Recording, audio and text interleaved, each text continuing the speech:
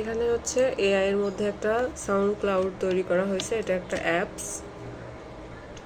তো ভিডিওটা নর্মালি তাদের জন্য যারা হচ্ছে কম্পিউটার আছে, কাজ শিখতে চায় কিন্তু কম্পিউটারে বসে কি করবে খুঁজে পাচ্ছে না, ডেফিনেটলি কাজটা তাদের জন্য। তো যারা হচ্ছে বিগিনার তাদের জন্য ভিডিওটা একদমই না, তারা ভিডিওটা স্কিপ করতে পারেন, এখানে সময় নষ্ট করার কোনো দরকার নাই। তো আমি বেসিক জিনিসটা বেসিকভাবে শেখাবো খুবই সহজে। কাজের ধরন এবং কাজের গতি অনুযায়ী আলাদা আলাদাভাবে কাজ করা যায়, তবে নতুনরা যাতে খুব সহজে কাজ করতে পারে আমি সেইভাবে কাজটা দেখাই, ঠিক আছে। এখানে হচ্ছে যারা বিগিনার আছে তারা দেখে বলে যে নতুনদের কাজ, হ্যাঁ আমি আসলে নতুনদের কাজটাই নতুনভাবে করি যাতে নতুনদের কোনো প্রবলেম না হয়। ওকে, তো প্রথমে একটা রেক্টেঙ্গেল নিলাম এখানে এই কালার, অ্যান্ড তারপর আমি হচ্ছে এটাকে লক করে দিচ্ছি, অথবা আমি যদি এটা না নিই তারপরেও কোনো সমস্যা নাই, আমি পেজের উপরে কাজটা করব। তো এখানে সুন্দরভাবে একটা লাইন সেগমেন্ট টুল নিলাম, নেওয়ার পর এখানে স্ট্রোকটা এখানে দিব, স্ট্রোক দিব হচ্ছে ব্ল্যাক, এবং স্ট্রোকটাকে একটু মোটা করে দিব যাতে আমাদের বুঝতে এবং দেখতে সুবিধা হয়। তো আমার হচ্ছে লাইনটা বাঁকা হয়ে গেছে, তো আমি এখানে ডিরেক্ট সিলেকশন টুল দিয়ে এটা সোজা করে নিলাম, অথবা অ্যালাইন করেও নেওয়া যেতে পারে। তো তারপর আমি একটা ক্লাউড আঁকবো। ক্লাউড আঁকার জন্য অবশ্যই আমাদেরকে সার্কেল নিতে হবে, কারণ এটা হচ্ছে একটা নর্মাল ক্লাউড। তো নর্মাল ক্লাউডের জন্য আমরা এখানে একটা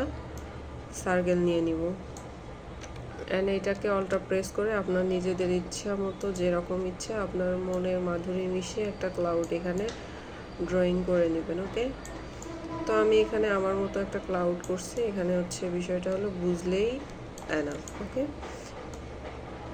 এখানে বিষয়টা হচ্ছে বুঝলে না। তো আমি এরকম একটা ছোটো মোটো ক্লাউড নিলাম, অ্যান্ড এটাকে হচ্ছে শেপ বিল্ডার দিয়ে শেপ করে দিব। ওকে, এখানে একটা সুন্দর কিন্তু ক্লাউড হয়ে গেল। তো এখানে হচ্ছে লাইনটা রাখার দরকার ছিল, তো লাইনটা আমরা রেখে দিব।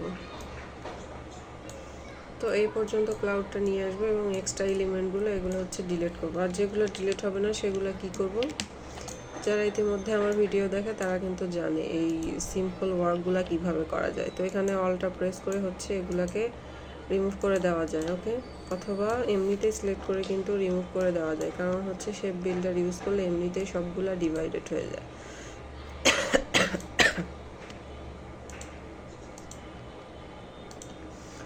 তো এখানে এগুলো হচ্ছে ডিলিট করে দিব। তো আমার ক্লাউডটা এরকম হইলো কেন আমি বুঝতেছি না। সো আমার ক্লাউডটা কিন্তু হয় নাই প্রফেশনালি, বা যেরকম আমি চাচ্ছি হইলো না। তো আমি আবার ট্রাই করি। তো এখানে আমি পেন টুল নিলাম, পেন টুল নেওয়ার পর এখানে হচ্ছে সার্কেলগুলো আঁকবো।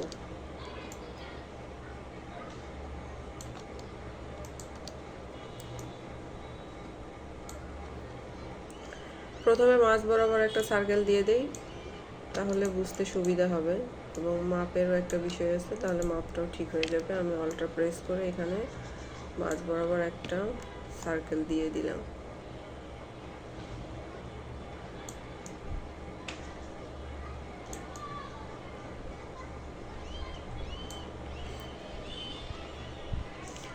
আচ্ছা, এই পর্যায়ে এসে আমি হচ্ছে শেপ বিল্ডার দিয়ে সবগুলোকে শেপ করে দিয়ে সুন্দর একটা ক্লাউড শেপ নিয়ে আসবো, অ্যান্ড এবার মনে হয় আমার শেপটা হয়ে গেছে, ঠিক আছে।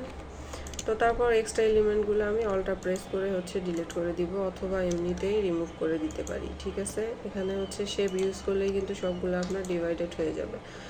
তো এইটা হলো আমাদের মূল হচ্ছে ক্লাউড। তো এটাতে হচ্ছে হোয়াইট কালার দিয়ে দিব। হোয়াইট কালার দেওয়ার পর কিন্তু কিছুই বোঝা যাবে না। তো আমরা এটাকে একটু উপরে নিয়ে যাবো, যাওয়ার পর এটাকে আরেকটা কপি করে সাইডে রেখে দিলাম, যদি ভবিষ্যতে আমাদের কাজে লাগে, ঠিক আছে। তো এখানে হচ্ছে আমি রেক্টেঙ্গেল থেকে একটা শেপ নিয়ে নিব, নেওয়ার পর এখান থেকে এটাকে সিলেক্ট করব। সিলেক্ট করার পর অলটা প্রেস করে সাইডে নিয়ে যাব, নিয়ে যাওয়ার পরে অলটা প্রেস করে কপি করার পর কন্ট্রোল ডি প্রেস করলে কিন্তু অনেকগুলো এলিমেন্ট এখানে চলে আসবে, ঠিক আছে। তো তারপর এখানে সবগুলো ধরে আমরা কোন পর্যন্ত নিতে চাচ্ছি সেই পর্যন্ত রেখে দিব।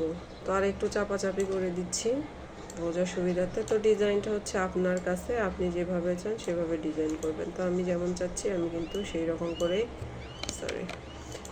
করে ডিজাইন করতেছি। তো আমার ক্লাউডটা হচ্ছে উপরে দিব, অ্যারেঞ্জ টু ফন্টে দেওয়ার পর এগুলো সবগুলোকে ধরে তার আগে একটা কথা বলি, যে আমাদের ব্যাকগ্রাউন্ড কালারটা আমরা এই শেপের মধ্যে দেওয়ার ট্রাই করব, তাহলে নতুনদের ক্ষেত্রে অনেক অনেক সুবিধা হবে, ঠিক আছে। তো তারপর সবগুলোকে ধরে ক্লিপিং মাস্ক করলে আমাদের এইরকম একটা দৃশ্য চলে আসবে। তারপর যে আমরা কপি করে রাখলাম সেইটা আর যে এলিমেন্টাল ক্লিপিং মাস্ক করলাম সেটা ধরে আমরা অ্যালাইনমেন্ট করে দিব। অ্যালাইনমেন্ট করে দেওয়ার পর কিন্তু এরকম একটা রেজাল্ট এখানে দেখা যাবে। তারপর আমরা কি করব, এখান থেকে ব্যাকগ্রাউন্ডটা এখানে দিয়ে দিব।